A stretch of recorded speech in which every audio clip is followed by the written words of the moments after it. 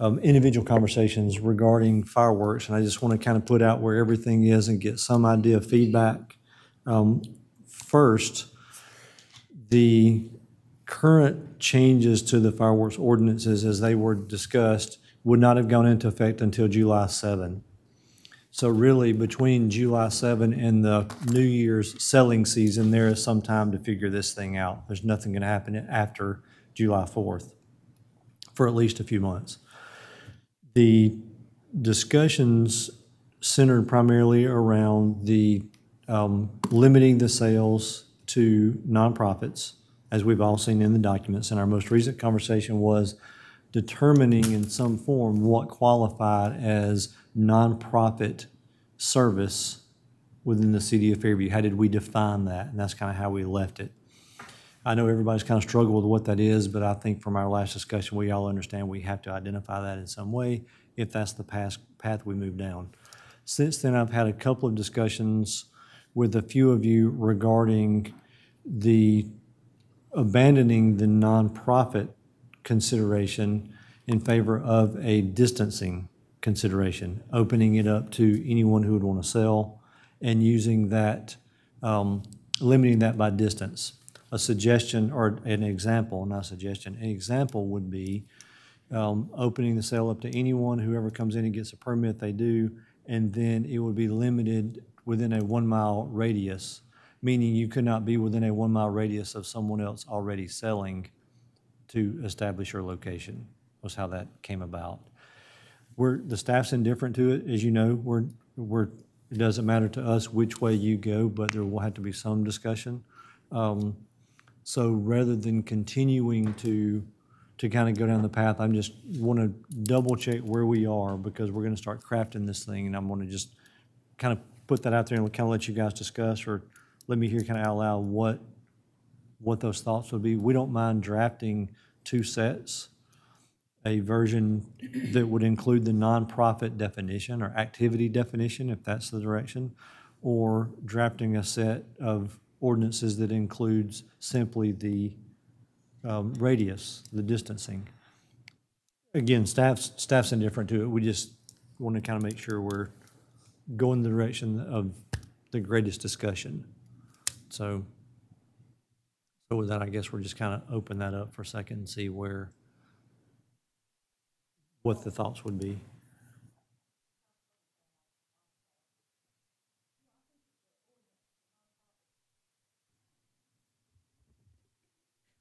Was a good idea to begin with. I mean, it started out with good intent, but it's kind of become, I mean, Scott Lucas is right. I mean, we are kind of, someone's going to come eventually and say, I want to sell fireworks, but I'm not a nonprofit, and we're going to have to say, well, you're not allowed. So I think that for that one reason, open it up, let everyone sell. And plus, it's kind of just become a point of contention. So let's just open it up. Let anyone sell wherever they are, wherever they're from, a mile apart. So that was my thought. We're going 100 from.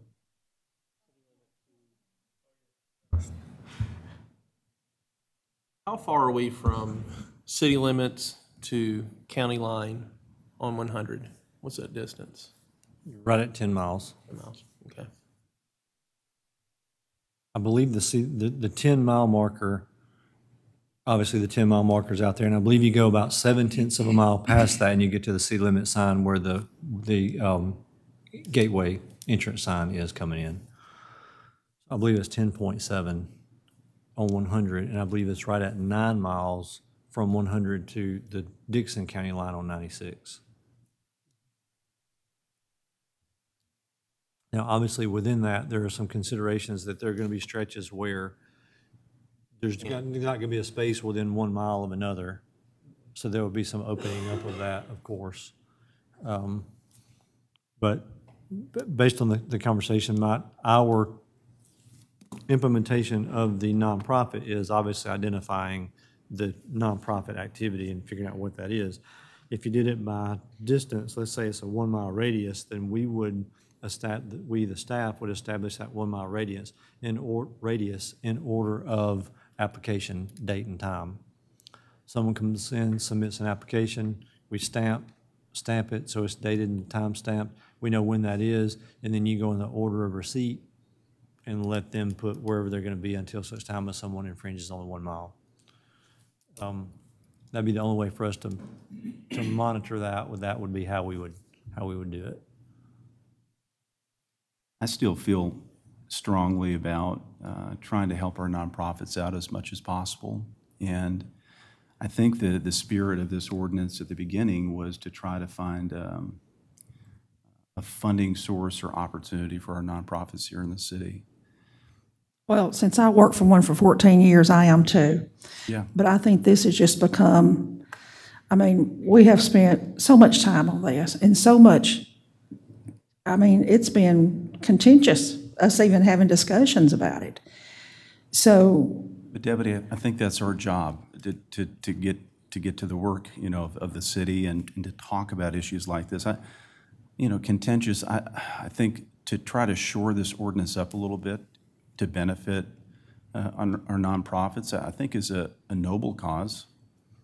And I think it's something good, you know, at the end of the day. How many nonprofits, Scott, how many nonprofits have taken advantage of this over the 2 or 3 years? So far, we only have 3 locations That's this year, right? This year? This year? this year. And Last year we had 2, right? last year's at the same 3. Same 3 organizations. So the basketball team, American Legion, It's easier for me just to do the American Legion where they were the Walmart group that were the athletics, and then the truck stop group that were the athletics. okay. So within that, I don't, how all those would shake out. I don't know, but we have the same Group. participants. Okay, thank you. but to the point, I don't think that doing the radius thing stops the nonprofits from being able to make money at all, right? They can still fund, and people that want to support them. Yeah. Yeah, I mean, I'm going to buy, I bought a Christmas tree from somebody before, and I can't even use a Christmas tree. I'm allergic to them. But I wanted to support the nonprofit, right? So I think people are going to support what they want to support, whether you make an ordinance or not, is my opinion. I was a strong supporter of just open it up. If you want to compromise, one of the compromises I believe that me and Shannon had talked about during one of the meetings when Shannon brought it up was just say X number of permits are allowed. Let's say the number is 6. 3 of them are nonprofits, 3 of them are for-profits. You want to compromise, but I say you just open it up and be done with it and move on. I think we're spending a lot of time talking about something that bigger things going on than whether or not we sell fireworks, personally. I agree. We've beaten this horse to death, resurrected it, and beat it to death again, for sure.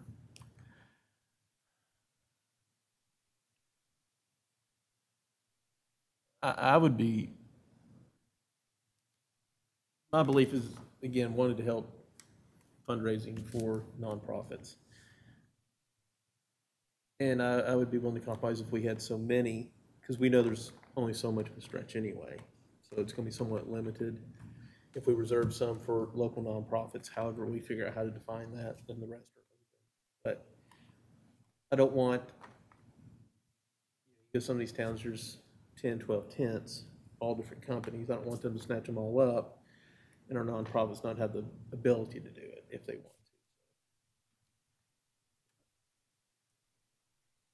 It's just trying to figure out the nonprofit has just become difficult. I'm hearing that the other group in town, I don't even know who the nonprofit is. I don't think it's really a local nonprofit. I think it's maybe a mission group from somewhere. I don't know where. So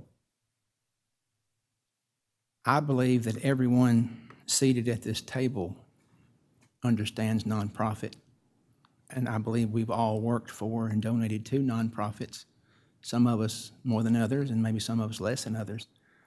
we have spent more time on this than we have in some budget discussions.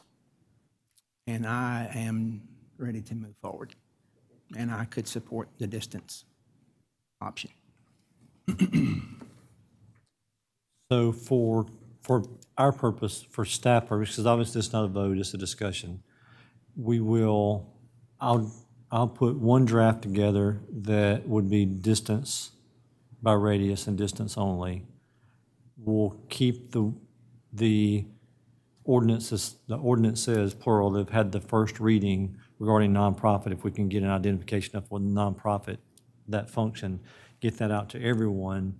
And then the process would be to either have the second reading on the existing document or abandon that second reading in favor of another or amendment of some sort. I will craft that out in an email and put that out there in that way.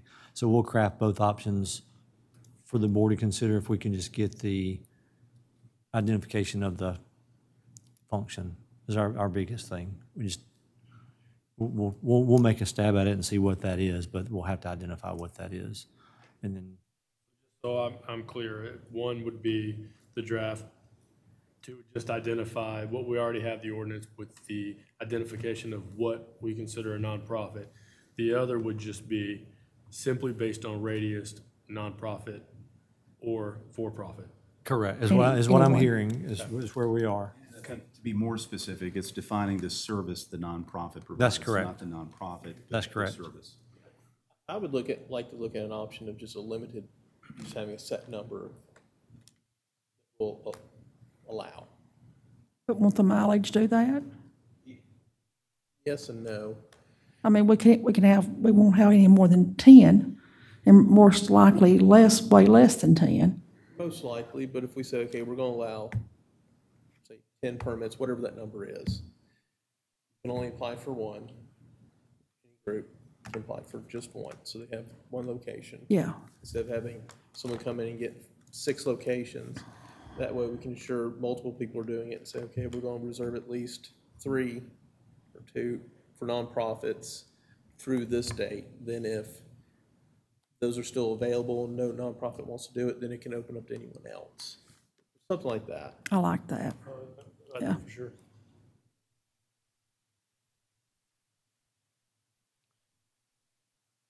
Can we do that? You have that look on your face. I'm trying to figure out how I'm going to piece this thing together. So we still need the definition of what qualifies for nonprofit activity, one. Number 2, the number of total permits. I don't know what that number would be. I think we just have to kind of, Yes. it's just going to depend on the, if at that point, do we still want to say, okay, but there's, let's say 6 permits, they still have to be at least a mile apart or something like that? I would personally be in favor of still almost what you just said. They got to be X mile, let's say a mile apart, 1.5 miles, 2 miles, whatever the number is. And then I wouldn't want to see more than, I don't think you would need more than 6. I don't want to, like Derek said, I don't want to see 10 fireworks And it tents. seems like it used to be about that bad. But how, so if we have 10 miles on 100 and how many, 9 miles on 96? So if we could have one every mile, that'd be a maximum of 19, and we can have them one every mile because there's people's yards and. Yeah, you wouldn't be able to. So what do we think, Well, kind but of? you can, You could have one in somebody's yard. no. Let me start over on this That's and make big sure one. I'm answering this. So first, we need the nonprofit activities defined. I think we could even limit it to just a nonprofit organization, being that you are a registered nonprofit. If it's opened up to for-profit, I don't think we'll have to worry about random nonprofits trying to get in here. Because the only reason they're coming is some more outside organizations using them to be able to sell, Okay, so realistically. So I don't think we have to worry about providing service in the city of Fairview. We can just say a registered nonprofit. I'd even be okay saying, hey, we set a date when applications can be taken, and say for the first however many days, only nonprofits can apply. I mean, we're gonna get two. maybe. Here's what I'm trying to, and obviously the staff will do whatever you want, but this has become a lot.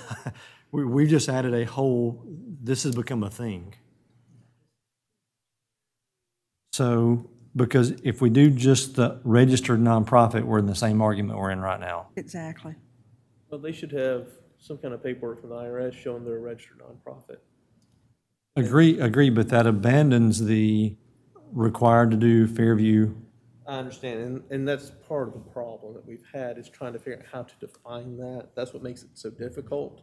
But I think now that if you open it up to sales from both nonprofits and for-profits, you eliminate the reason that we wanted to define it, so that you didn't have these people trying to get a permit, like Derek said, under the umbrella of said nonprofit. So I think now you just simplify it and say, if you're a nonprofit, you can sell. If you're for-profit, you can sell. Just to open it up. Just open it up. I mean, make it simplify it. Okay, so let me make sure. Registered nonprofit, maximum number of 6 is what I'm hearing. I can't see that we need more than that. Is that just on 100 or That's combined? citywide. Combined. Citywide. So it's citywide. Maximum number of 6, 1 mile radius. And although it's already there, just so we can make sure that there's no confusion whatsoever, must be located in a commercial general zone. Okay. Where is that? Anywhere that's not a residence. Okay, For our purpose of our discussion here today. okay. In theory, you could do that in a church parking lot. There you go. Flying J. I was thinking fireworks at the churches. I mean, let's try not to burn one down. So the delineation of the nonprofit that we talked about at the last meeting evaporates in favor of the language staying as is. Maximum of 6 added, 1 mile radius added, must be in commercial general added. Yeah, along with those requirements for insurance and stuff that you'd kind of looked at. Yeah, that would not change. So The only other thing that are we gonna do, 3 of those are for nonprofits and 3 of those 6? No, let's just open it up. I'd like to reserve at least 2 or 3 for nonprofits for the first. Is there a certain time when they can apply that it opens up? Maybe we just need to say, hey, you can't apply for it until this day. Nonprofits, you've got the first 5 days to try to do it. If not, it's open for everybody after that. Something fairly But- simple. How much work is that going to put on staff? it's going to put a little work on staff, and it's going to put a little work on the applicants as well, because they have to order product, ship it, store it, maintain it, all of those things that we get into. Maybe it's because I don't understand. Is it only good for a certain period of time, that permit? It's only good for that sales period that they're Correct, they're and I in. don't see why that would be an issue, because if they know they're going to do it, they're not going to buy these fireworks probably 3 months in advance. So they apply, even if we say, okay, April 1st is when you can start applying for it. So they're going to know by then if they want to do it or not. See what I'm saying? It's not going to make a difference in when they buy and store. I think we're making this too hard. Too many caveats. I think that if we open it up, that the nonprofits who want to do it are going to be here day one, get their permit. Or for-profits will be. And your nonprofit now has lost the opportunity to do it. So, just so I'm clear, so there is no like start deadline to when they can pull a permit to sell fireworks, or no end date, it's just year round? But We don't have that. We don't have that. Correct. So if I wanted to sell fireworks in December, I could pull a permit tomorrow. And how that permit that I pull is only good for what? The defined sales period's That I- about 20 days. whatever the next season is, or I could say, Whatever the next could I season. pull one tomorrow for July 4th of next year? We're not gonna do that. The permit would expire. You can't, Okay. we don't have the ability to extend those out that far. At that point, it's a business license, not a transient permit. There's a difference. Gotcha. So like calendar year, basically. So as a caveat to this, just to settle that so we're not overrun with this thing, if we're talking about a maximum of 3, do we want to delineate 3 nonprofit and 3 other? 2 nonprofit, open it up to everyone? That's what we're down to, is Well, if we're open, and we say a maximum of how many, 6? 6. And we're reserving 3 spots for nonprofit, then that only leaves 3 spots for for-profit. So I don't think we have to define that if that's what we do. I'm not for reserving any of them. I'm saying, you know, my thought is open it up and be done with it.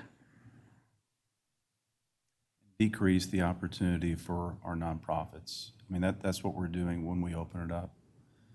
But Rod, if we only have 3 nonprofits that are participating to begin with, so it's not like we have 25 nonprofits trying to get permits.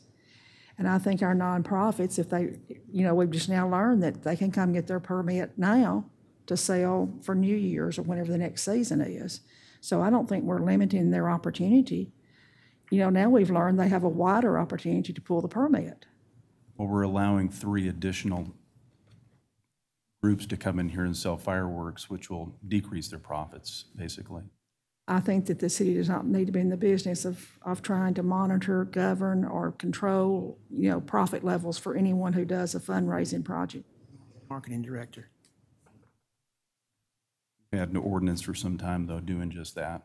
We've not had, it's not been long. It's not been an old, because we've done it since we've been here. So it's not like it's been on the books for 20 years.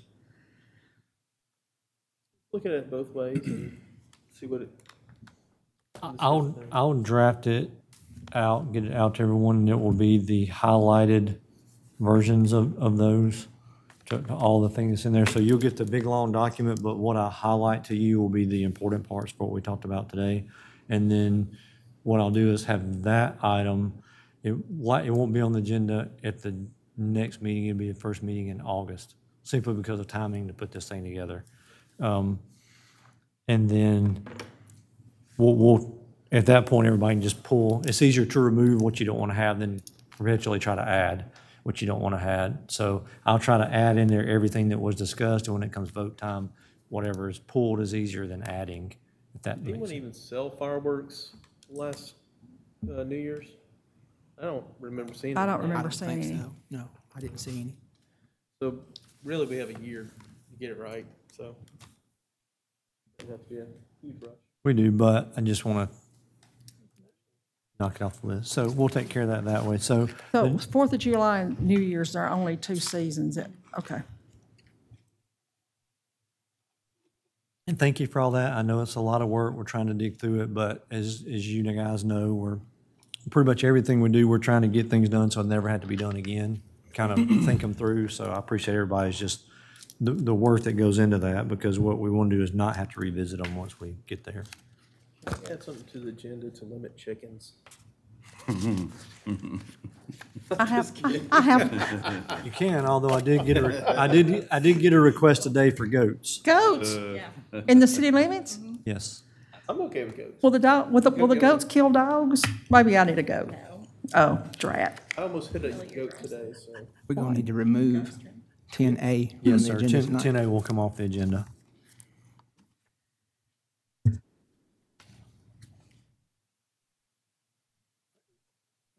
So some of the less technical items, before we get into the more technical items, I handed you, you have 2 handouts that are just paper documents, no drawings.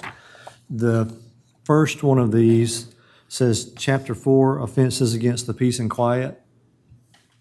That is the city's current noise ordinance. The second, or the one that has the bold, larger text, I guess is what I'm looking at. You have 2 that say Chapter 4, Offenses Against the Peace and Quiet. The larger text is the one I'm as I'm looking at first.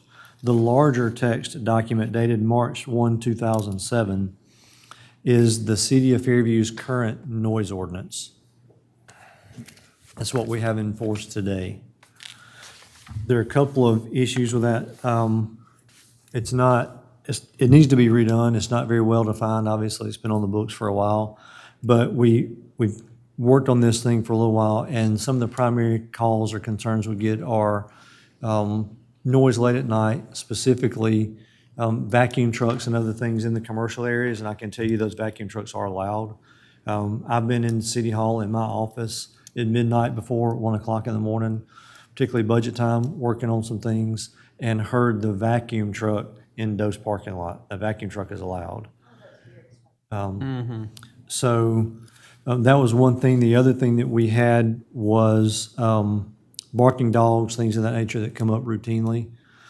So within that, I just want to kind of talk through a couple of caveats as they relate to noise ordinances, and then really just some homework for everyone. Again, the one dated March 1, 2007 is the city's. The other document, undated, is just a sample noise ordinance from another city locally.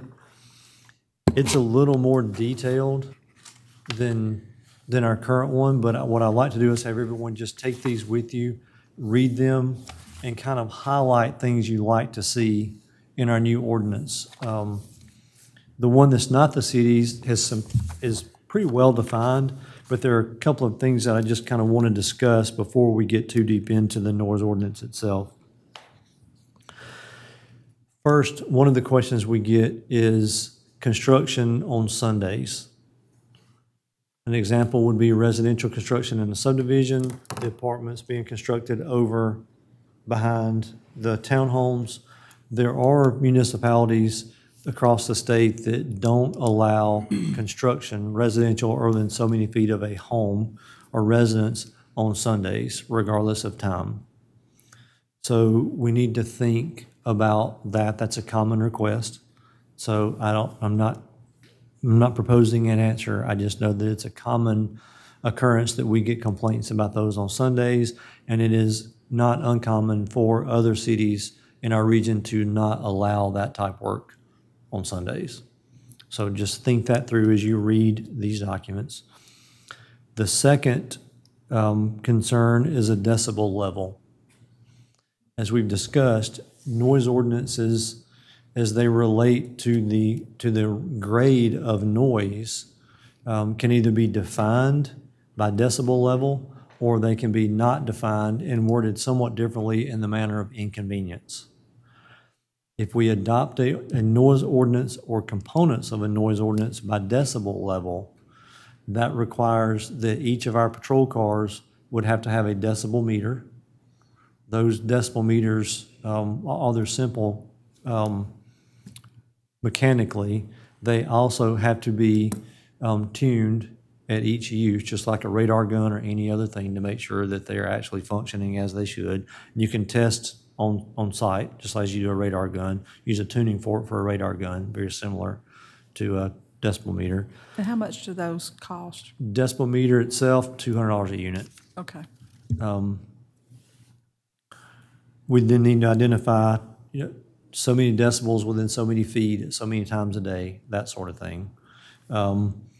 If you don't go by decibel and you go by inconvenience, then that adds a little more interpretation, so to speak, but that can be a little easier to enforce than the decibel level. Those in favor of the noise ordinance decibel level is going to be, can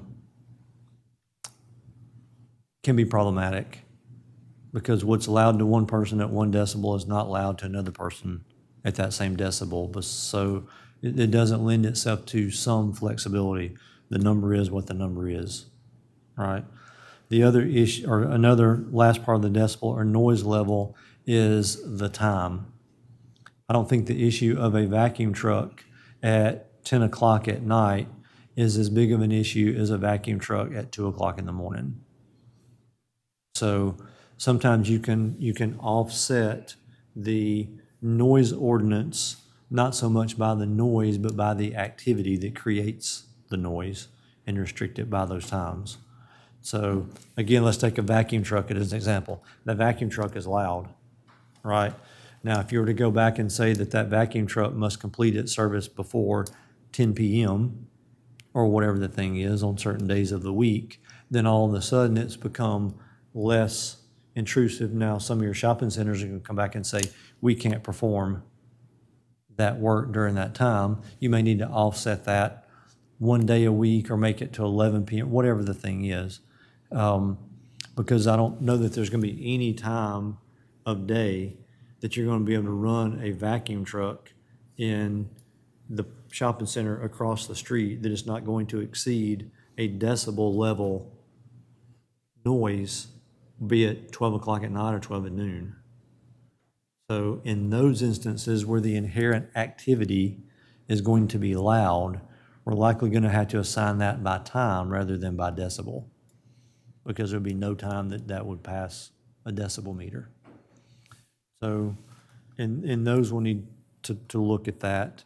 And then lastly, what we'll have to do within the ordinances, however they're worded, is make known to the residents that more often than not, the resident is going to have to be the person to file a complaint and not the police. For misdemeanor, and this will be a misdemeanor, misdemeanors are only valid or can only be charged if the officer witnesses the misdemeanor. You can't call up and say, I saw someone speeding, and have the police officer then go down and write the person a ticket for speeding. If the police officer didn't witness the speeding, the police officer can't issue the citation. Same for violation of a noise ordinance or any other thing. On misdemeanor cases, the officer must himself or herself witness the activity for the officer to make the charge, right? One of the few exceptions to that's going to be domestic violence, clearly separate than noise ordinance. So with that, what would have to happen, and let's take the example of a barking dog, okay? Having done that job before, often what happens is someone will call up and say there's a loud barking dog in the area. The police officer drives through, can't hear it. 2 hours later, the resident calls again, the dog's doing its thing, right? It's frequent, it's the way that works. So what likely would have to happen in that case is, in absence of an officer witnessing that violation, the complainant is going to have to come in and file a summons or sign a warrant or complaint for that charge. So if dog's barking next door, complainant calls, police get there, the dog's not barking or not doing its thing, the police can then go to the owner's residence and say, we've gotten a complaint in the area from a loud barking dog consistent with whatever issue is, and issue that person a warning. We're going to take an offense report for that claim. That way there's a record of that being in place, much like a trespass. Unless someone's been noticed that they can't trespass or that they are trespassing, you can't charge them with trespassing, right? That'd be noticed first. Once they were noticed, then a second or subsequent complaint would be eligible for a criminal act or charge of some sort, but it would likely be on the part of the complainant, not on the part of the police, if the police don't witness the actual action. I hope, I live in a neighborhood, there's a dog barks next door. I've called the police, barking dog, loud noise. It's inconvenience, not a decibel level issue, but an inconvenient noise level such that it is. The police arrive at my house, dog's no longer barking. I say it's coming from this house next door. Police go, issue the notice. We've gotten a caller complaint. You may want to follow up with whatever issue you do with your dog. Police going about their way. Next night, dog's barking again. I call the police. Police come out the second time, dog's not barking. Well, I've now had 2 inconveniences of that noise, neither of which were witnessed by the police, but they were both witnessed by me. At that point, I can be the complainant in that case and go sign a warrant or whatever thing. So it would likely, more than often than not, in those instances, be an enforcement issue by the citizen rather than the police, simply because they didn't witness it. Really, it's just the police officer giving that person a warning. Really, the city is out of that whole circumstance, other than the warning, because the complainant is the one that's actually filing that paperwork. Correct, So, correct. Unless the officer shows up and the dog's just, right. and witness it. Any misdemeanor charges. I think on the second one, yes. I think on the first one, they're going to get some sort of warning. Because if we don't go by decibel level, then So in essence, the statute needs to say upon receiving notice. correct. So noise ordinances are always inherently more difficult than what they sound. Anything's gonna be an improvement over what we got, which is right. basically unenforced. Right. So the purpose of this is just kind of read these through, read both, understand what those are, and then we'll have to draft something. I know it's taken us for a while to get to, but we just want to make sure when we pass it, it does make sense to do. There are instances where decibel level may make sense. As an example, let's say we're at the shopping center next door, and one of the restaurants decides they're going to have a live band outside. Okay? Clearly within their right, they can do that thing. There's no issue there. But that would be a measurable decibel level issue that you could follow up on in a neighboring yard. So there may be instances where decibel level makes sense. There may be instances where the ability to make an on-scene decision on inconvenience is second to a decibel level. I would argue that a barking dog all night long will never, unless it's a huge dog, there's likely no way that dog is going to exceed a decibel level for noise. That doesn't mean it's not an inconvenience all night long. You have two separate ones, one for commercial activity and one for non-commercial activity. Non-commercial activity being more than inconvenience. Commercial activity being an actual decibel level. Possibly, we'll draft all of it in the same thing and see how that goes. That So might it's, make more sense, because with commercial activity, you're looking at something that's probably continuous. yeah, we'll see if we can word that thing in. Just know there may be instances where a decibel, you're going to have to again include inconvenience on the part of the complainant, and then at that point, it would be the complainant's responsibility to prove to the court it was an inconvenience, right? The decibel level is simply the police officer's there, I recorded it, it's over the level, that's clearly a charge for that. So there will be a part of it that's easy for law enforcement to do. I have my thing here, it is what it is, I can address that.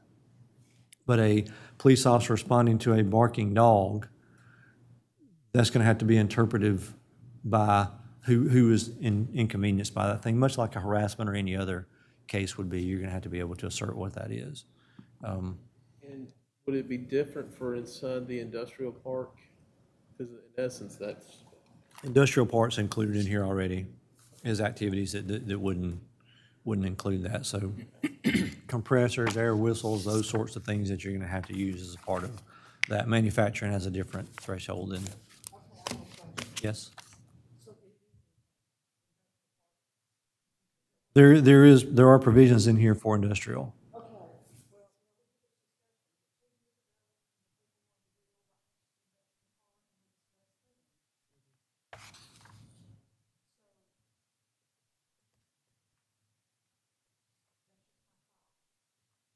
But in this case, it's in favor of the industrial. It wouldn't. Exception.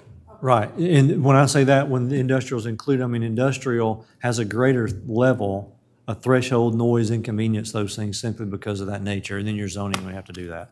So in that case, that property owner knew where they were building their property, it is what it is. We wouldn't then go back to the industry and say, oh, by the way, we've added a house, you must now cease operations. You would defer in favor of industrial, let your zoning be the guide. That's right. That's right.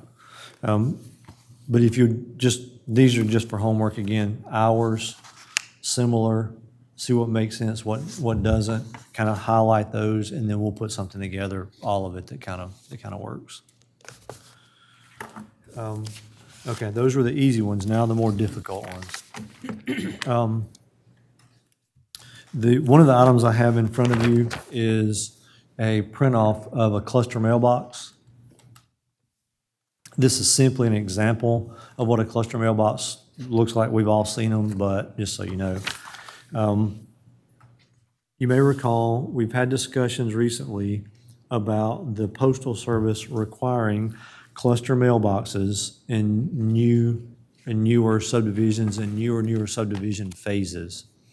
The subdivision that really brought this about as a part of a discussion recently was Otter Creek Subdivision, where Phase 1 of Otter Creek Subdivision was completed. Those residents are getting mail in that subdivision as a part of their, sorry, I'm making a note. As a part of their, they've moved in, they have their mailbox, they're getting mail, it is what it is. The Postal Service has now come back and said, well, we're going to suspend mail delivery to individual residential lots that were constructed or completed within a certain period of time. They wanted to go back 3 years. They've not been able to go back that far, but they've gone back far enough that, as an example, Phase 1, existing homes in Cumberland Estates, some of which have been there for going on 2 years now, would be included in the termination of individual mailbox delivery in favor of going to cluster mailbox. As an example, I live in Phase 1 of Cumberland Estates. I've been living there 2 years. The Postal Service has told us they're going to cease delivery to individual homes in that subdivision, and they're going to require a cluster mailbox be installed in Cumberland Estates that would serve Phases 1 and Phase 2. Okay? Totally out of our control. We have no authority over it whatsoever. We've met, I know the mayor and I met, planning department met with representatives from the Postal Service, local postmaster, and actually one up the food chain. And the reply we've gotten back was, you people are really nice, but we're going to enforce our cluster mailbox requirements. Okay? We have no, the city has no say. It's where we are, and we've exhausted all remedy through the city. And it's clearly within the Postal Service code that they can and will do that. That presents a bit of a problem for the residents in those subdivisions, and it presents a little bit of an issue that the post office will have to address. I've provided you a picture of just what a cluster mailbox looks like, standard. The next thing I've provided you is a picture of the entrance to Otter Creek Subdivision. This is if you're going from City Hall out Old Nashville Road, you're about to turn right into the subdivision, so you can see, you turn into Otter Creek, you see a message board to the left, you see a, what will be the neighborhood sign. As you turn in, it will say Otter Creek. The developer, Tony Cavender, the developments is complete. All the lots in Phase 1 are sold. Majority of the homes have been moved into. So there's no more development space to install or change the property to install a cluster mailbox, right? So what would happen is, let's say across the street you have Pinnock Place subdivision. I think it's about 40 houses. They've completed the subdivision. They're process of selling the lots. All of that's been platted. So there's no platted space to install a location for cluster mailboxes, right? If you hadn't platted that, then you could carve out a space somewhere in the subdivision that you could use for the cluster mailbox. In this instance, all of the homeowners have said, we're not giving up any property for a community or neighborhood cluster mailbox. I bought this space, I'm not giving it up. I'm not going to allow this to be on my property. Rightfully so.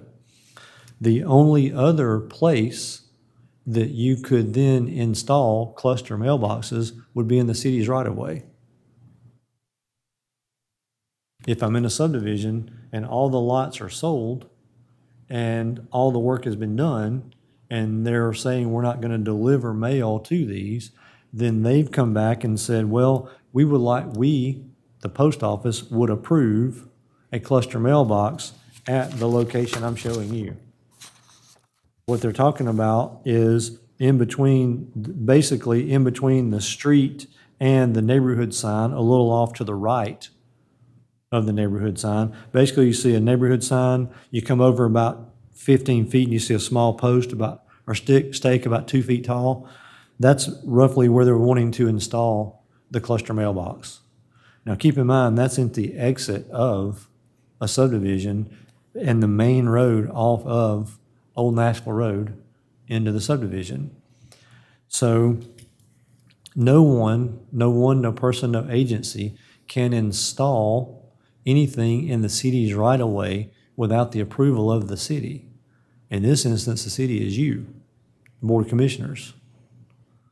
So there would have to be some provision in the city's ordinance to allow for cluster mailboxes to be installed on the city's right-of-way.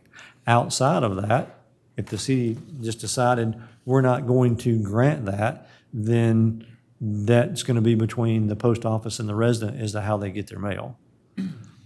I personally don't believe that the city should be in the business of installing cluster mailboxes in city rights-of-way. Not only true, if you widen the road, also you run the issue of if I'm the city, this group, the city, and they allow for that mailbox to be installed in the city right-of-way, then you take responsibility for every car who stops in and around the neighborhood to get their mail. If it's particularly in this instance, if I pull into my neighborhood, then I'm not going to drive to my house and walk up. I'm going to stop on the road. Well, then I'm crossing the road at the entrance off of Old Nashville to get my mail and do those things. So there's going to be some pressure brought from residents, and rightfully so. If I move into that neighborhood and I've been getting mail, or if I've been in Cumberland for 2 years and I've been getting mail, I'm going to be a little irritated that I'm not going to any longer be able to get my mail at my house. No question. The difficult part for the city is the city is not a player in that. The city didn't mandate the cluster mailboxes, the Postal Service did. So unless the city is willing to allow cluster mailbox installation in city right-of-way, regardless of where that is in city right-of-way, then they'll have to go back to a post office box or some other thing.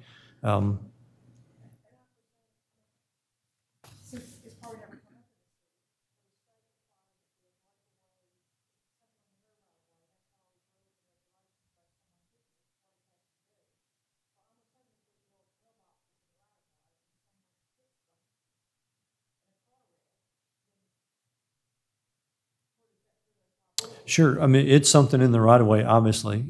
We're not bound by the same breakaway. Right. But in theory, yes, a car runs off the road and hits that. If they're injured, we knew that was there. It's a problem. A kid on a bike.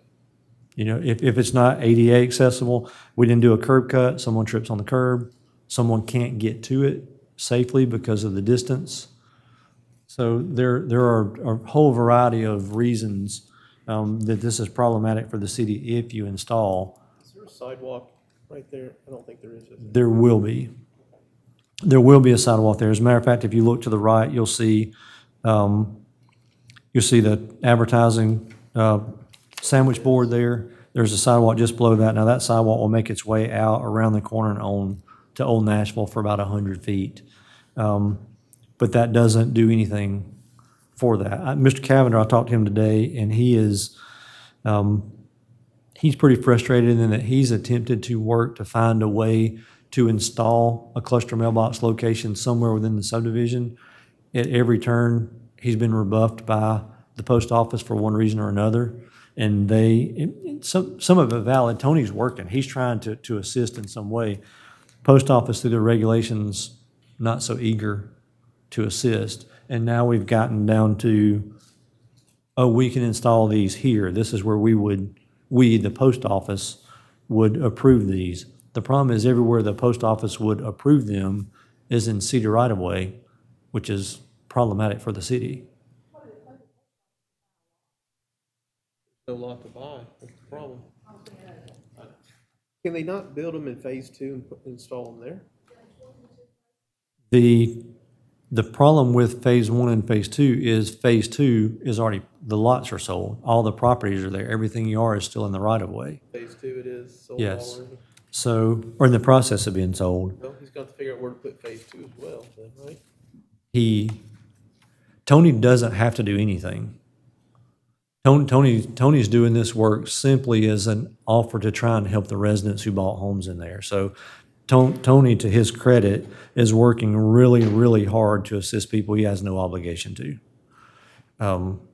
So with that, he'll ultimately take the brunt of the complaints, unfairly so, because he is working to try and get it done. So really, it will come down to an uncomfortable standoff between the Postal Service and the residents in absence of a cluster mailbox installation in city right-of-way, which I don't think we should do, certainly not here. Scott, if they do put these in city right-of-way, do then we become the owners of these mailboxes? No. We don't. The post office, ultimately, the post office they own the boxes. So they would purchase the boxes and put these in. They wouldn't purchase the boxes. They would be the owner. The owner, Tony, so somebody else would. Someone purchase has to them. purchase them, then once they're installed, they're owned by the post office. Okay. The post office actually maintains the keys. Okay. So if a resident loses their key for their mailbox, they wouldn't contact Mr. Cavender, they would contact the post office. Okay. Now, at least going forward, new stuff, we've got this figured out as far, we have some ordinances that deal with it. Correct. It's just they made it retroactive, that's the problem. We were ahead of it, surprisingly, so, and well Once done persons do ahead of it's it. really-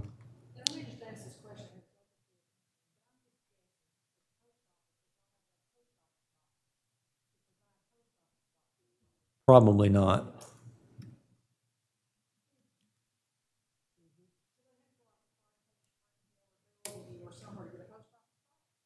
That I don't know. I'm no clue. The residents that are, you said there's a lot of residents living there now.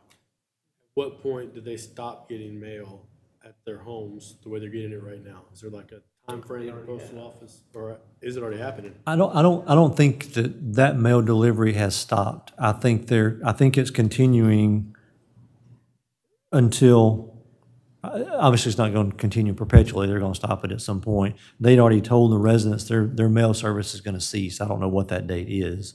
And that's when the discussion came up, when they came to the planning commission, asked about the cluster mailboxes. But no date has been given as of, that you know of. The city hasn't received that date. I believe the residents have received that date.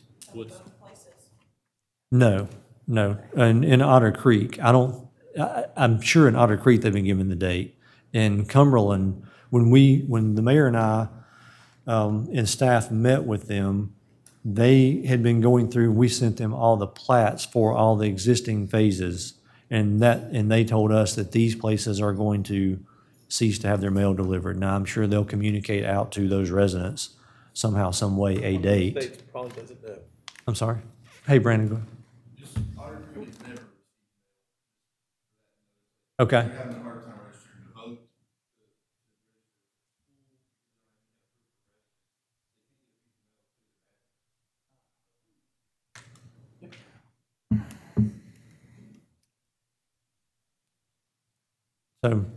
So just know for the city, for the city to move forward in this, the only way really for the city to move forward in this would to be for this board to pass an ordinance specific to the allowance for installation of cluster mailboxes in the city's right-of-way, specific to some guidelines. Absent of that ordinance taking place by this board, they won't be installed.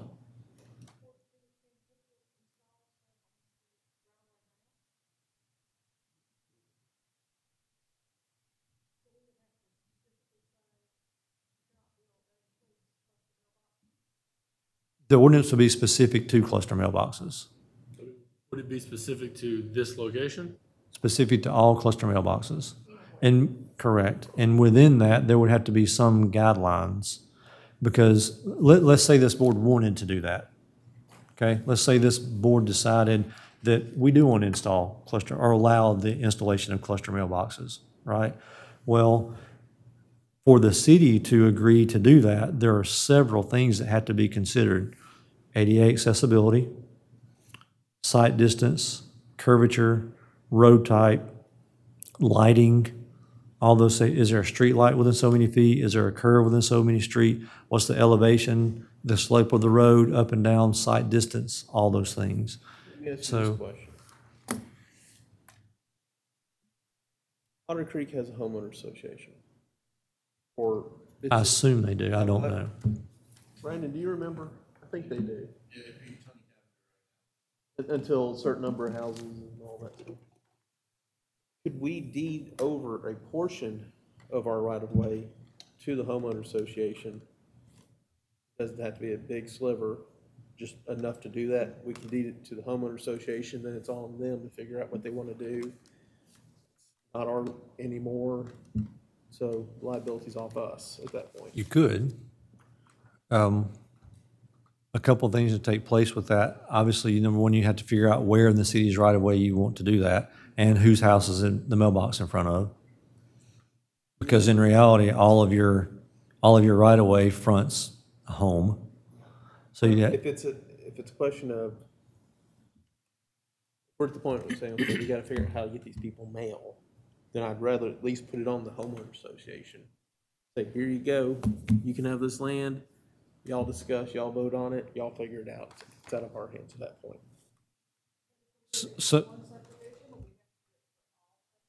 So the question for this board is, do you want to get into that business?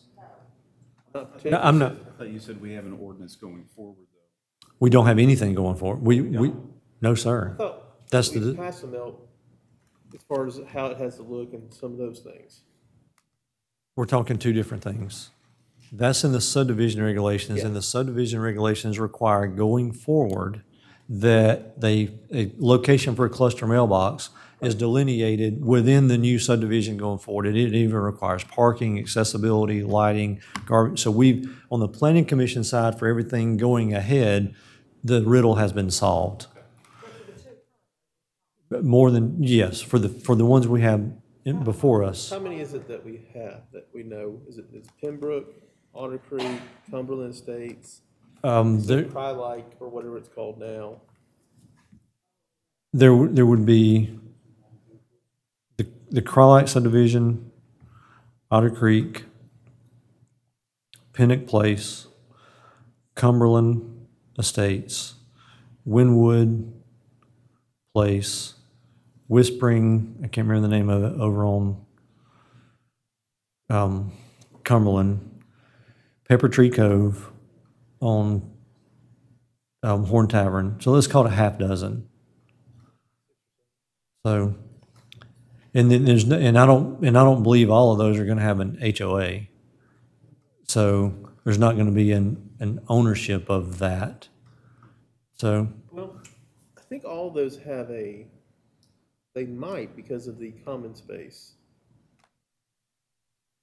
I don't know of a common space in all of them. I think they all had like a drainage pond or some kind of common space that they had to maintain. They had homeowner association. Well, there'll be detention pond. There's a difference in an active HOA and ownership of property for maintenance. But So again, the staff is indifferent. Just so you know, this issue is going to come up, but there's going to have to be significant language into that. And even if the city was to go in and say, well, we agree that we could give this parcel or property, my suggestion is that you'd have to do a traffic study for that site, ADA accessibility, lighting accessibility, site distance, all of those things that come in to play, side of the road, traffic times, that sort of thing. If there's on-street parking, then if you open your door into oncoming traffic. Can you see the traffic behind you? I mean, all of those things that come into play. I'd like to know liability for the city, all of those things that you just mentioned. Yeah. The best answer is to say no, obviously. Sure. I mean, but I'm just saying if it's something that we, as a board, decide we want to consider, I think the safest thing is to, if possible, is to deed that over. So it's at least off our hands at that point, as much as possible. I still don't think we should do it, Right. just because it's, somebody get killed there.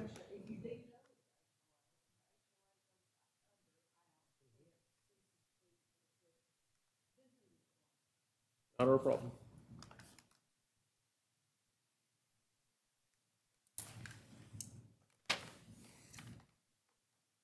I hear what you're saying. The only time it would, the time it would become your problem if it did would be if it became in disrepair or it continues to be a litter spot or some other thing, or it's not cleanly kept and that sort of stuff. So again, so for us, again, going forward, the process would need to be, if the city is going to entertain that, would be to identify all of those parameters and then identify spots within those locations to Do do. all these subdivisions have step systems? I don't know. They do, they may be able to talk to the water authority, say, hey, if the entrances are, because usually it's kind of off, would they be willing to let them put it up there? Right. Probably not, but So just know, if any of you have an idea to entertain that, if you'll let me know, and let me know the parameters for what you think that would be. We just have to do some significant study before we got too far into that, because again, something like this becomes really problematic really quickly. Ironically, in the subdivision, there is, if you've been into Otter Creek, if you pull into Otter Creek and it dead ends, the main road dead ends, you can turn left or turn right. You get to the dead end, there's a stub street there. Mr. Cavender even attempted to work with some of the neighboring property owners to install a cluster mailbox, at least temporarily, until some other permanent fix could take place, to install there. And the post office denied that location because the delivery driver for the post office and anyone who was in a vehicle who arrived there would have to back up to get out of that site. So I don't know that, but I find it ironic that they would not be able to back up. Their argument is they can't back up safely one space to deliver the mail, but they would want us to allow the installation of mail at the primary entrance to the subdivision. I mean, risk versus risk, I don't see it. But just think it over. If it becomes the desire of the board to do that, then someone would just need to let me know what they want to craft that as, or if there's an offer or idea to entertain it, and then we would craft whatever kind of studies and liabilities and all other things would be. Outside of that, the staff is not going to allow the installation of cluster mailboxes in the city's right-of-way, absent of an ordinance that clearly identifies that process. The next item I have for you is it comes off Williamson County. There's several things that come off Williamson County tax map, but what you're looking at is the backside of Castleberry subdivision. The one, kind of, sort of. So if you're looking at this, you see the dead end circle. That's Castleberry Drive. This is the dead end circle. In the middle of the page, the dead end, the cul-de-sac.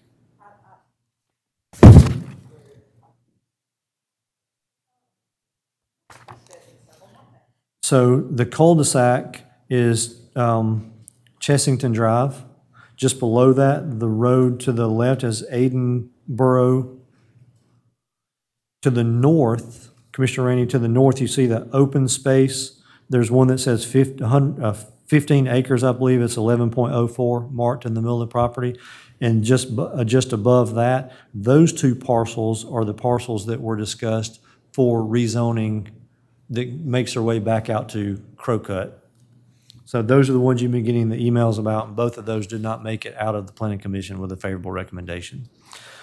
There is a caveat to this, and the reason I brought this to your attention is to the left of where the asphalt ends on Aidenborough and to the left of the cul-de-sac, you'll see a series of lots that are drawn out, and you'll see highlighted in yellow those street names in there.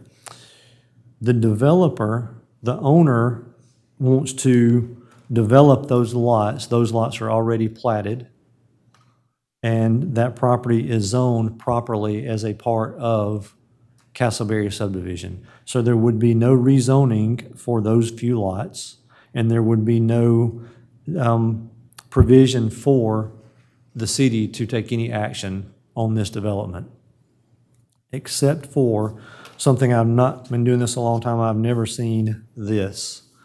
During this development, the developer submitted a final plat for the parcels that you see. So all of those lots are platted at Williamson County. They even have street addresses based on the streets that you see highlighted in yellow. Or the dilemma is when they filed the final plat includes the delineation of the streets.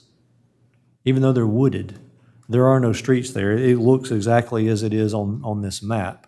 But you'll see at the end of Aidenborough, as you travel Aidenborough, you see the asphalt starts and the wooded area starts.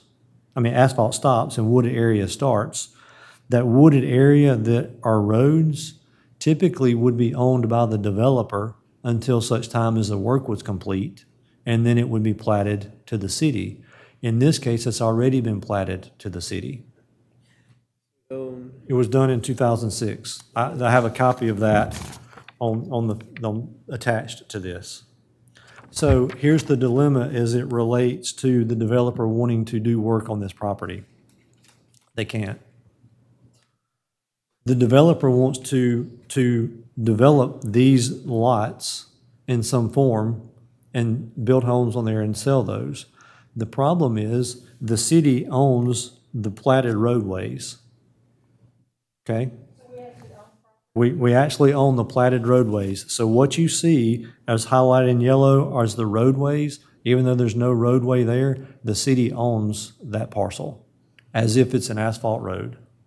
Does that mean we have to asphalt it? No, sir, it doesn't mean we have to asphalt. It means we own it. Okay. It means they should have done all that years ago. So here's the thing. The developer wants to develop these lots and possibly reconfigure the lots, which were going to be adjacent to the dead end of Castleberry, right?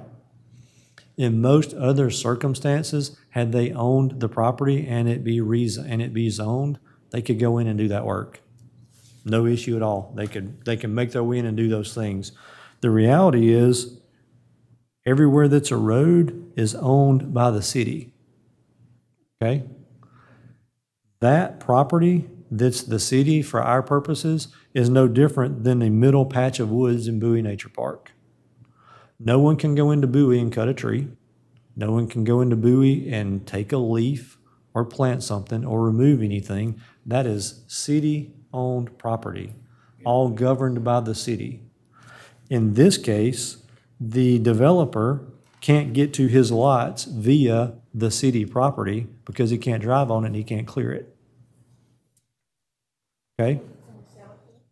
The question is, can you sell it to him?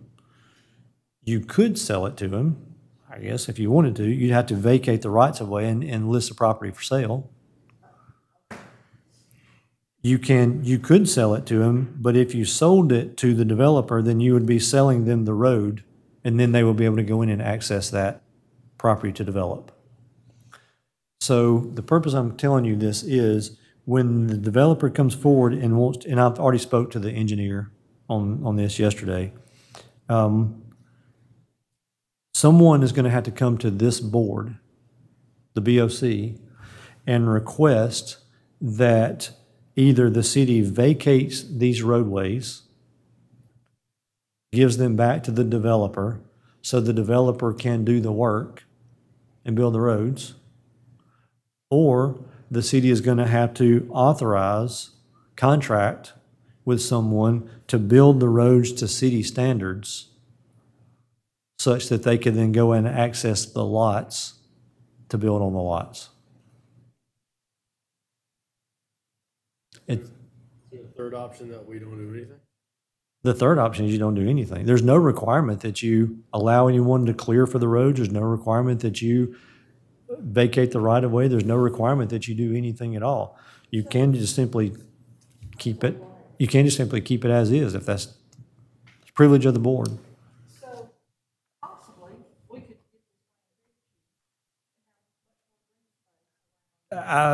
I would say that's not possible. They could if they bought some adjoining land and. So, well, possibly. The issue is they can't change, they can't amend the plat. So even if they bought adjoining property, you still have to get approvals from the city to get there, and they can't change the plat without approval from the city. Scott, this isn't normal the way that this. No. Who made the mistake? Was this a county, city? Whose mistake was this? I'm not, if there was a mistake, and I don't know what the motivations were, so I'm hesitant to call it a mistake. Okay. So Who allowed this format to? obviously, at some point, the developer, the BBL properties owned the property. So, or BBJ properties. So at some point, they felt it was advantageous to them to file this plat. Okay. I have no clue what that was. It was done in 2006, so I have no idea. I just know that I've never seen this done in this manner before. So the reality for that, the purpose of giving you this information is twofold. Number one, the property owner or developer of this is likely going to petition the city and ask for a vacation of these roads so that they can build the roads, or ask for some agreement that they can build the roads, or ask that the entire plat be revised, which would require the city vacating its right-of-way for the roads. So, I would encourage that maybe that conversation take place in another venue. But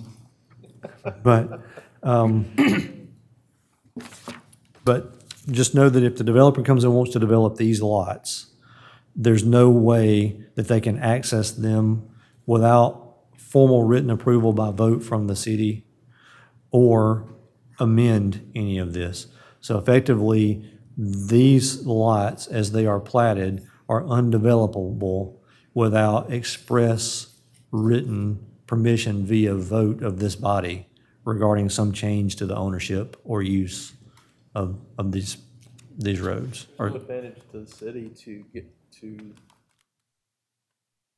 vacating that? Again, Is there a disadvantage though? I mean, other than just not developing the property? has evaporated. Absent of an action from this body, that is not a concern. It just simply cannot exist. It's a unicorn. So with that, let me follow up on another part that highlights another concern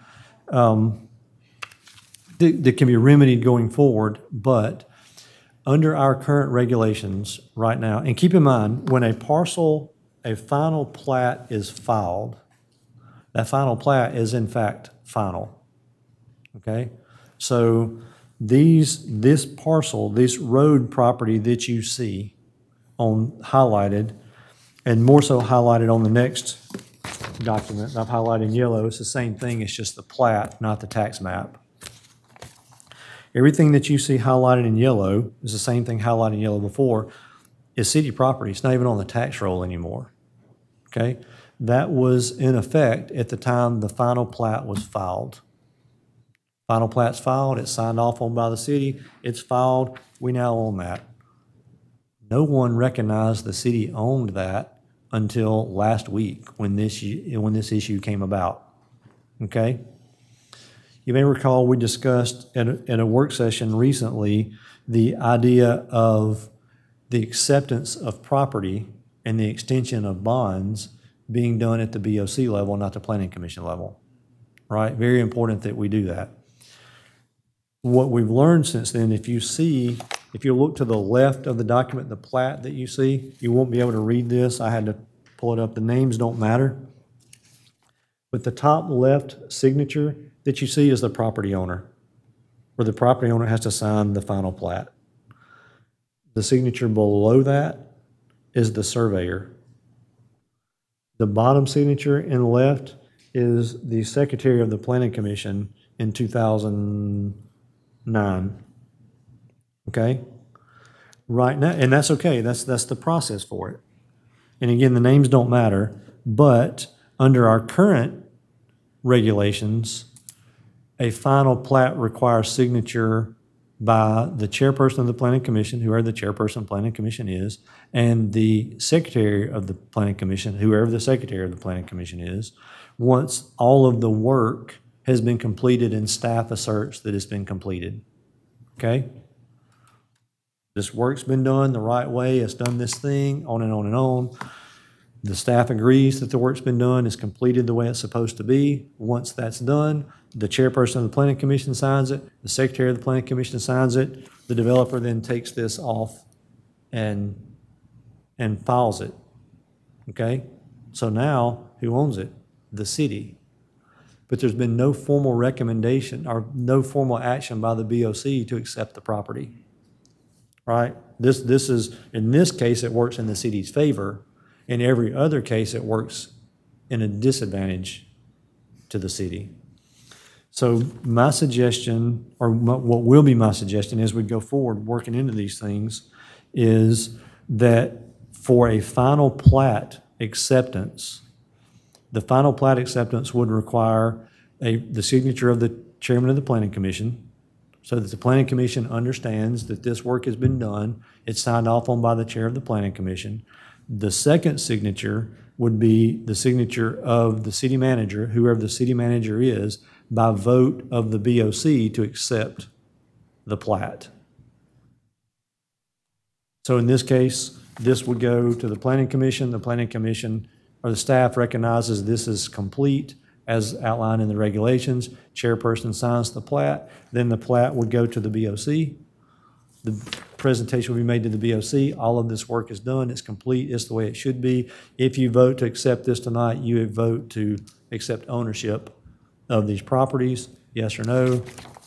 City manager signs off on it, goes on about your way in your file. But that way the BOC is noticed that we are now accepting property and infrastructure on behalf of the city. The other option for the signature on that would be the mayor. The BOC authorizes the mayor to sign the plat and submit it. I would argue against that in favor of the city manager. Forget who the city manager is and forget who the mayor is. Forever's a long time. There could be an instance, I've seen Fairview's history proves this to be true. We don't know what the future will look like. But a vote by the BOC authorizing the mayor to sign a document is not a mandate by the mayor, by the BOC directing the mayor to sign a document. So if the BOC were to vote to authorize the mayor to sign a final plat, and the final plat voted no at the Planning Commission, and voted no at the annexation, and voted no at the rezoning, then a mayor could simply say, I'm not signing this. There's no way for the BOC to compel a mayor to sign any document. Now, someone with the first name Judge can compel the mayor to sign a document. Outside of that, the BOC can compel the city manager. As a matter of fact, the city manager would have an obligation to sign the document on behalf of the city were this to be accepted. So I would word it to where the chairperson of the planning commission, upon completion of all work and all requirements of the subdivision regulations, and city manager upon approval by the BOC. That way you know it's been filed, politics down the road don't get in the way, and you clear that up. So that does slow the final plat filing process down just a little, but it also prevents issues like this to where now the city has to go in and figure out, how do we mark this property? How do we address this? Because we own this. So now we have to go and figure out, how do we maintain it? What do we do? How do we figure that out, when prior to last week, we wouldn't have known?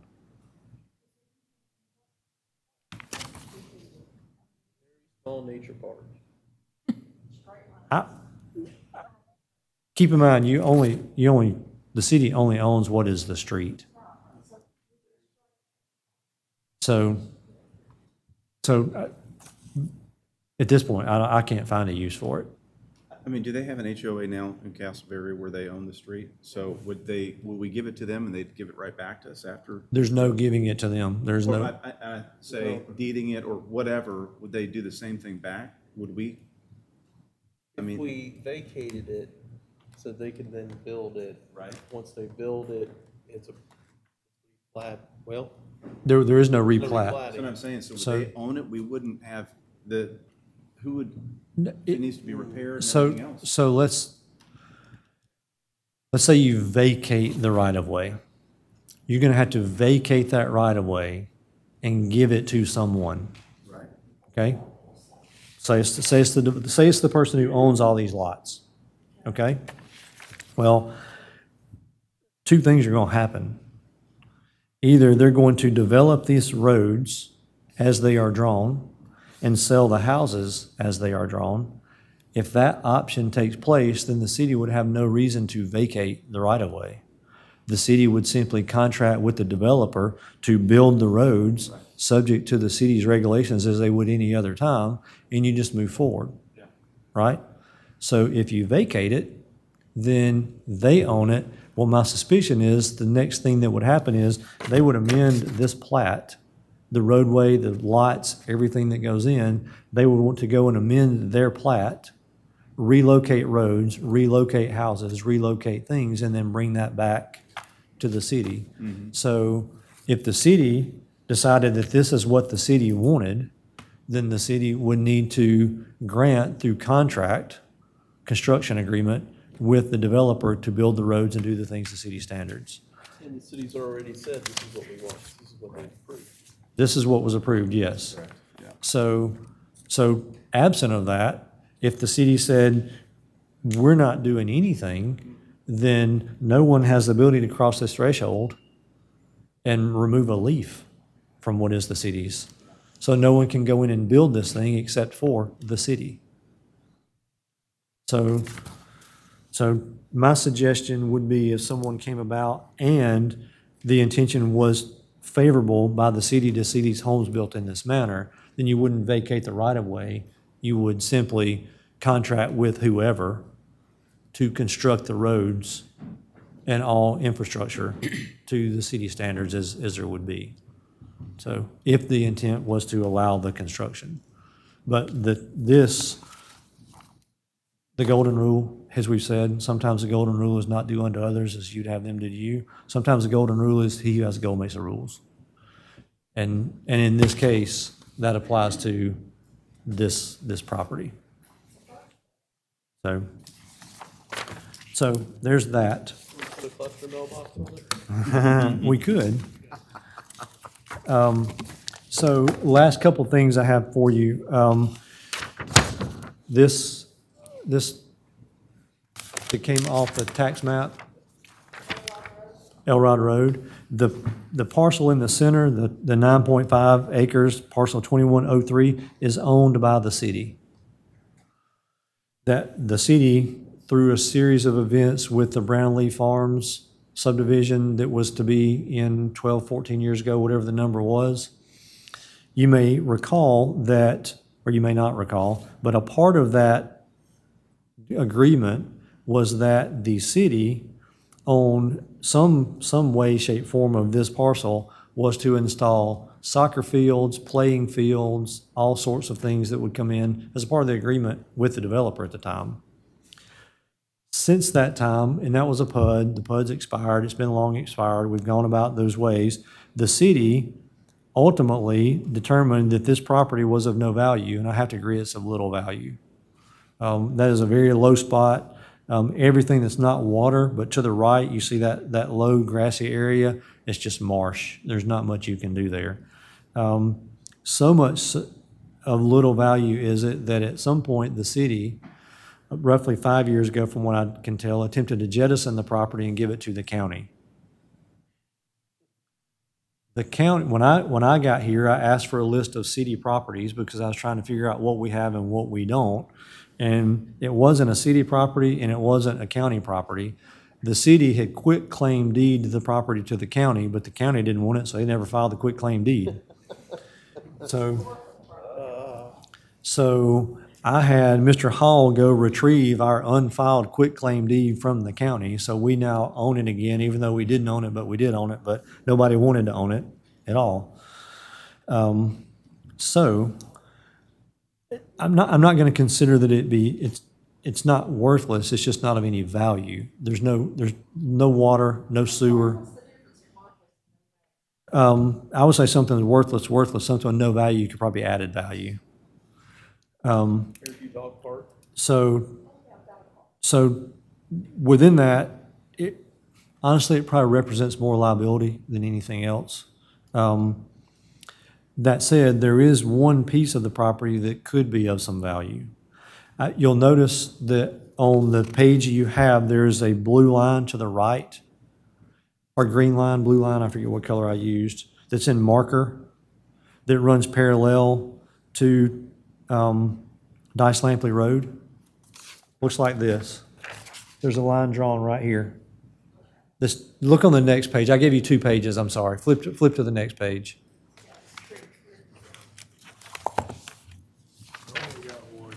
Okay, sorry, you should have a line drawn in marker.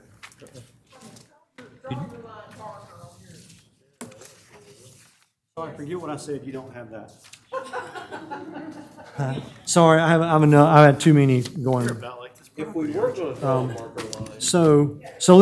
So if you were, you can see that the property line comes around the lake, around the old barn, makes its way around the bottom, and ultimately runs parallel to Dice Lampley Road. At some point, right there at the intersection, Dice Lampley becomes Northwest Highway. Okay? So my suggestion for this property, and this will make sense in a minute, maybe much unlike the imaginary line I tried to give you just a second ago.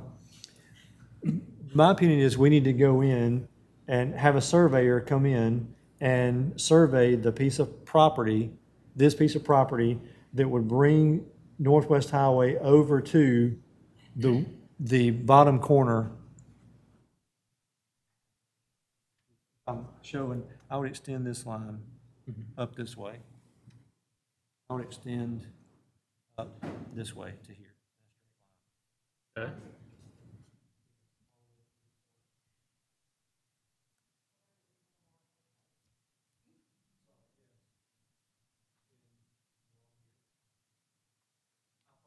I had some of those. Yes, I'd extend that there. The reason why I would look at doing that is at some point, we're going to need to widen Northwest Highway. We're going to need to figure out what that is. So while we can start identifying properties that we can use, the city already owns that property, but it's part of a larger parcel. So, I'm sorry. Okay.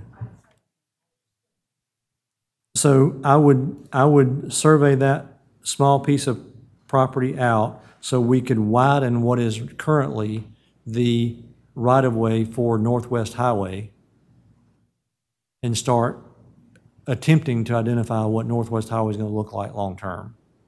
Right now, that we don't really have a way to extend that without surveying that and identifying what that is.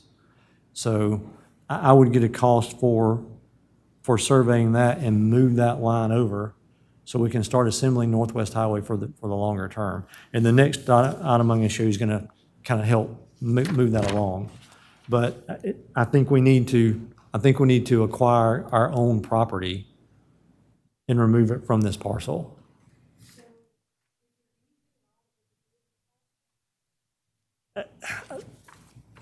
That's probably a longer discussion for this. It's not very favorable for use.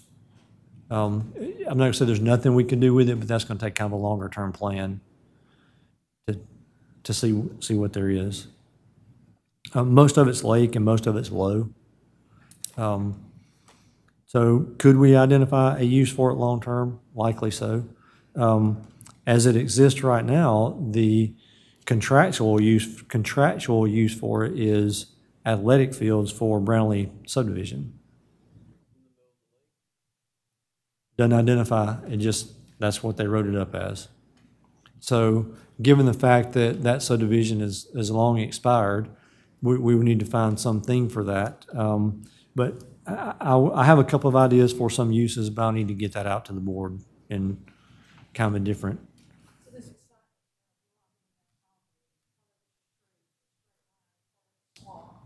Right. But we do need to consider what we're going to do on Northwest Highway. And it just makes sense if we have that to start assembling those pieces, because right now we're going to be on the clock for Northwest Highway. Nothing, I just need to obtain a survey. Once we obtain a survey, we'll mark that out, and then the board would just simply vote to amend that plat, and then we would file the plat on city's behalf. There's not a lot to it, but we do need to make that a part of the roadway if we can. The last part I have for you, and I do have some cute little lines on this, I think, or a cute line. The first document, there are two staple pages. The first is Northwest Highway as it exists. So you may recall, if you're going from the bottom of the page going up, as you make your way to the dogleg to the left, that's the house on 96 that was recently discussed about a restaurant. Now that property owner owns the parcel where the house is and the small triangle lot across the street. You may recall we talked about the concern of traffic moving through that if you're going to park on that corner or access that property. Part of the city's problem and why the other Northwest Highway component becomes important is right at that dogleg is where the bridge is that needs to be replaced. If I'm going from Fairview to 96, right as I cross the bridge is where I have to make that little left to get back out to 96. That bridge really needs to be replaced. So what my proposal is we consider that, knowing that there's going to be some development of some sort on this corner.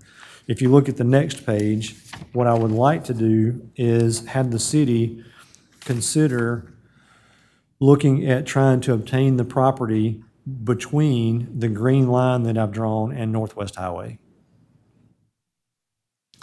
The purpose of that being, what we would do if that was the case, we would straighten Northwest Highway from the corner where the green line is. We would straighten Northwest Highway straight to 96 to square up the Northwest Highway 96 intersection, move the bridge, actually remove the bridge as it exists now, move it over about 60 feet and install a 3-lane bridge instead of a 2-lane bridge.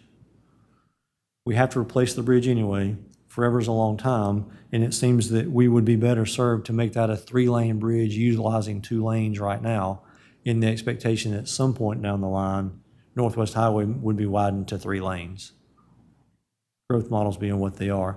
The difference in cost for a 2-lane bridge and a 3-lane bridge is minimal, but straightening out that corner to make sure that that intersection functions safely would be a help. You then could, in that case, vacate the right-of-way component that splits those two properties. And if that property developed, my suggestion would be not allow access commercially to that property on Highway 96, but have that property access off of Northwest Highway.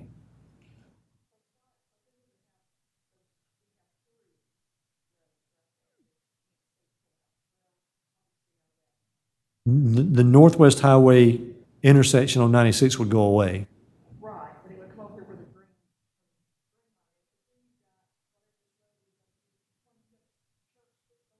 New Hope Road.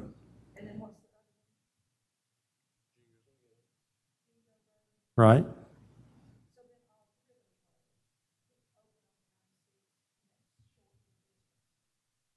Correct, You got three now, though. correct. So, yeah, The dilemma with this is you can't, Northwest Highway, you can't see over your right shoulder to pull out. And you can't see because of the growth left. And then New Hope, you can't see over your shoulder to the right. So it's the only fix for that at some point would be to close off New Hope, have them use the road just to the east. I can't remember the name of that. No, ma'am, it's to the left. You can't see it on this map.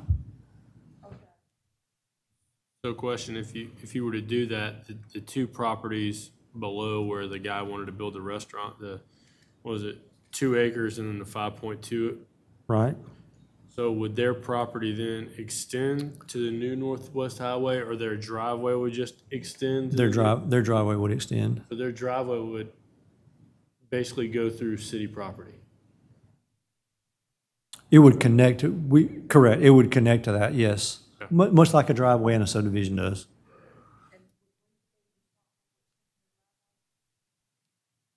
Probably, but they're minimal costs, they're just gravel driveways. Yes, but we would, Would we be responsible for that small section of driveway? it would be in the city's right of way, it would be their responsibility to maintain it. Part of all driveways are in the city right of way. But if we were to do this, we would go back and remove all the asphalt. All the asphalt on 96 from there all the way back to parcel number 55 on the bottom right. All that asphalt will be removed. The new road would be installed, and we would just simply allow them to access the new road off of their driveway across that city's right of way, much like you would in any other. In a subdivision, you have 50 feet. Typically, you're 10 feet off the property line, so there would just be longer than 10 feet.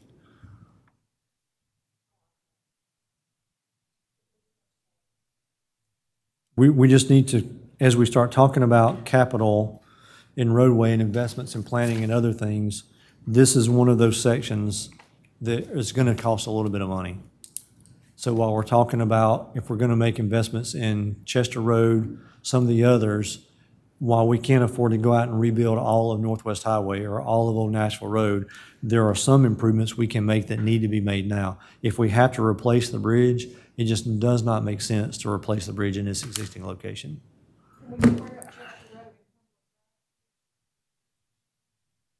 If you want to buy, you can if you buy that corner property, yes. I would encourage you to do that once you get there. Anytime you can square up an intersection, it's hugely helpful. But for this, if there are no objections, I'm at least going to reach out to the property owner, see what this will look like. Now, to the right of that green line that I've drawn, that is a power company easement. They own, the property owner owns the property, but there are power lines that run across there. So that makes the parcel that I've carved out somewhat not developable because you can only access it by a small amount, and that just wouldn't make sense to do. So as we get into this and we start talking dollars, let's say we're 6 months in and we're trying to identify funds for Chester Road.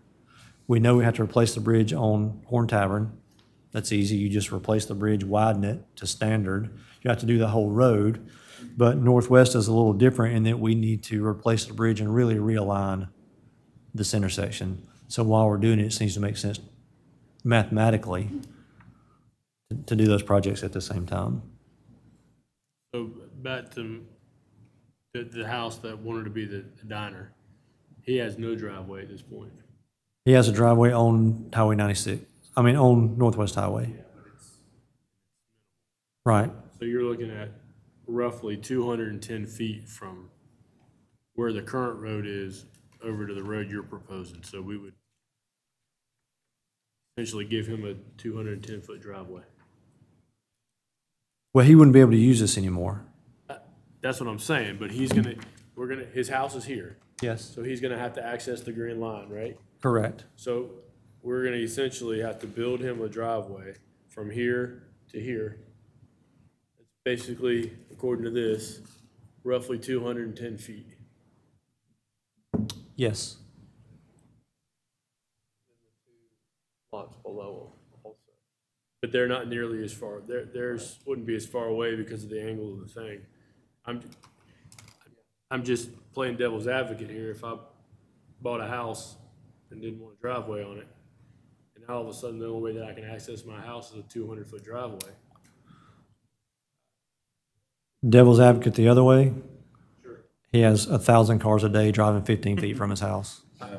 No, I'm not, again, I agree, you know. So, no, I mean, I didn't mean that disrespectfully. I just meant, if I'm him, I'll take that deal all day long. This guy's point, would that be just gravel? That's all we'd be responsible We for? would replace it as in kind, whatever is replaced is replaced. Because keep in mind, he's also getting vacated property. Sure, yeah. Oh, yeah.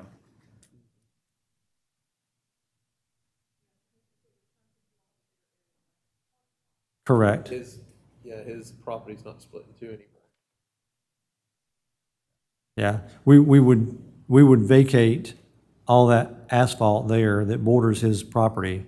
So all of a sudden, he gains that property plus access off of the new Northwest Highway, rather than having to fight the city and the state over commercial access off of 96. So that huge benefit, developmental to him, huge benefit safety-wise to the city, because we can clear that intersection up.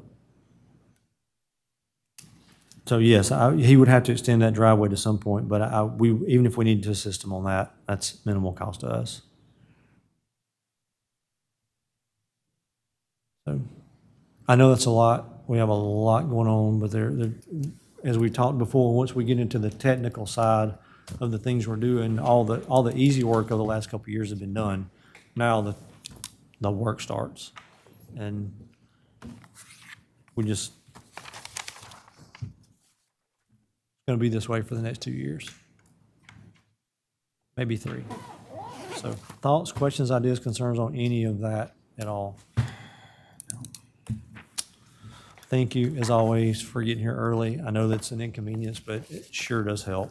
We're trying to get some things done. So, I'm sorry you're breaking up. Allegedly. I'm sorry. Was that a confession to a violation of Tennessee State Code? Got it. We'll notify state. Executive session is not, we had that on the agenda, but we will not have that tonight. Mr. Potter can't be here tonight, so that will be removed from the agenda.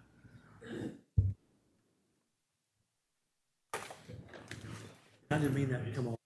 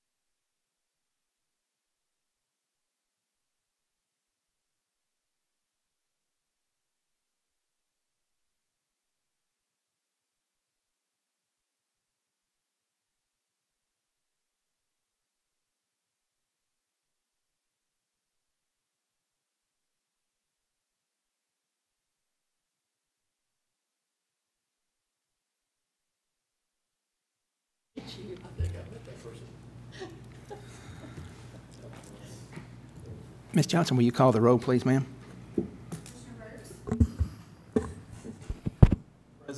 Commissioner Lucas, Present. Commissioner Dawson, Present? Vice Mayor Rainey, Present. Mayor Blade. Present. We have a quorum. Good evening and welcome to the City of Fairview Board of Commissioners meeting. Tonight is Thursday, July the 2nd, 2020 at 7:01 p.m. If you'd please stand for the prayer and pledge. Our most kind and gracious Heavenly Father, we thank you for this day and for all the many blessings you've given us. We gather to make decisions for our community. May we only use our best skills and judgment, keeping ourselves impartial and neutral as we consider the merits and pitfalls of each matter that is placed before us, and always act in accordance with what is best for our community and our fellow citizens. In Jesus' name we pray. Amen. I pledge allegiance to the flag of the United States of America and to the republic for which it stands, one nation, under God, indivisible, with liberty and justice for all.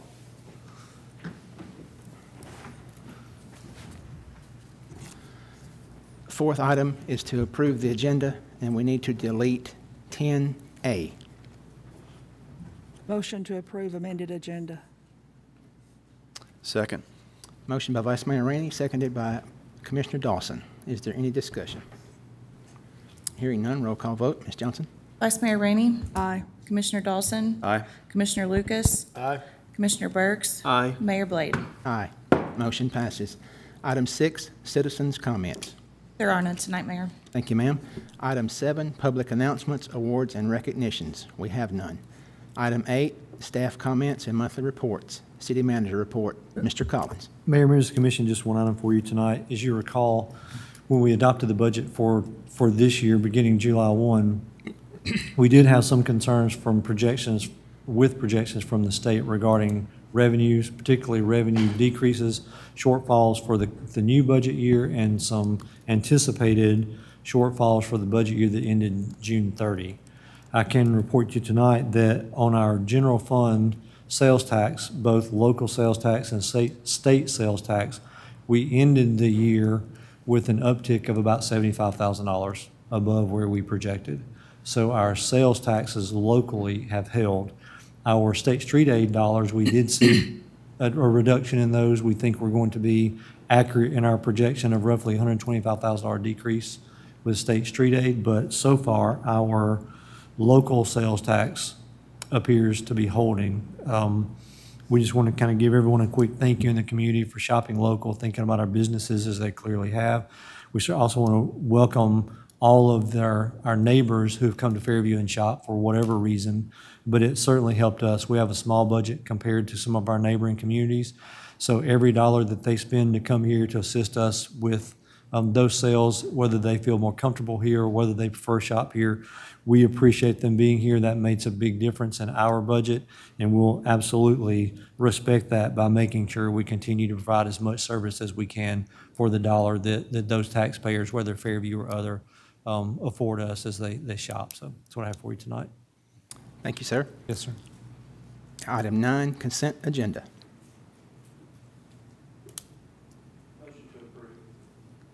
Second.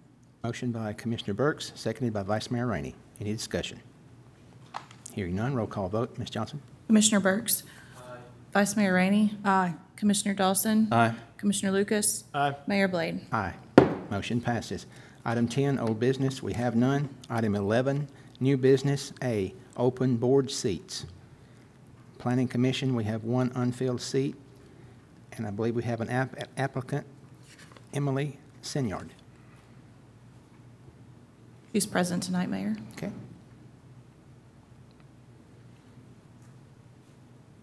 Anyone? Make a motion to reappoint Emily Sinyard to the Planning Commission.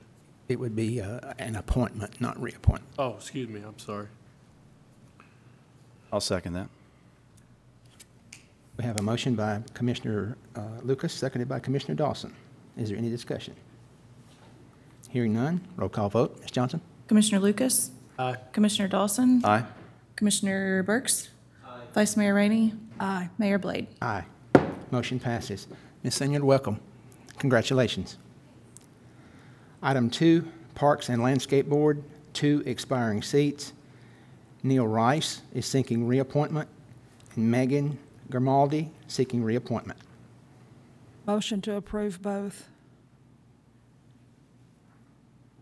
We need to approve these individually. Mr. Collins? You can approve this body concurrently. Okay. Second.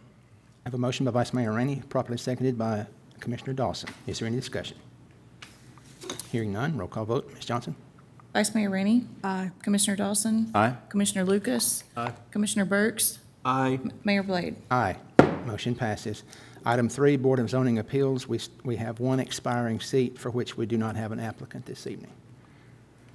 Item B, Resolution 16-20. Vice Mayor Rainey. A resolution of the Board of Commissioners of the City of Fairview, Tennessee, to formally accept the subdivision improvements associated with Deer Valley Downs subdivision, Phase 3. Motion to approve. Second. Motion by Vice Mayor Rainey, seconded by Commissioner Lucas. Is there any discussion? Hearing none, roll call vote. Ms. Johnson? Vice Mayor Rainey. Aye. Commissioner Lucas. Aye. Commissioner Dawson. Aye. Commissioner Burks. Aye. Mayor Blade. Aye. Motion passes. Item C, Resolution 18-20. Vice Mayor Rainey. A resolution authorizing the Fire Department of Fairview, Tennessee, to participate in the Public Entity Partners Safety Partners Matching Grant Program. Motion to approve. Second. Second. I have a motion by Vice Mayor Rainey, seconded by Commissioner Dawson. Is there any discussion? Hearing none, roll call vote. Ms. Johnson? Vice Mayor Rainey. Aye. Commissioner Dawson. Aye. Commissioner Burks. Aye. Commissioner Lucas. Aye. Mayor Blade. Aye. Motion passes. Item 12, Communication from Mayor and Commissioners. Commissioner Burks. I just want to thank all the members for coming out tonight for a nice 2-hour workshop. If anybody wants to watch it, it was kind of boring, but feel free. Again, just want to thank all the members for all the work they do, all the staff, the work they do to make our jobs possible. So thank you, everyone. Thank you, sir. Commissioner Dawson. Emily, thank you for filling that seat on the Planning Commission. That's so important, the involvement of the community. And also Neil and Megan, thank you very much for that reappointment and the appointment. Just wanted to wish everybody a very, very happy July 4th this coming weekend. And for all the kids, be really, really careful. Thank you, Mayor. Thank you, sir. Commissioner Lucas. Thank you, Mayor. I just also want to say happy 4th of July to everybody. Enjoy time with your family and friends. And, you know, with everything going on, just really, I encourage everybody to just take a moment and realize, even with everything going on, we live in an amazing country and an amazing city. I love this city. I think everybody up here does. And just so blessed to live in a city like this with a community that is what it is. So just really take a minute and think about that as we celebrate July 4th. Thank you, sir. Vice Mayor Rainey. Nothing tonight, Mayor. Thank you. Thank you, ma'am. I'd also like to thank Mr. Collins and the department heads and our city staff for the enormous amount of work that they do. It's very appreciated, and it's an honor to serve with each of my fellow board members.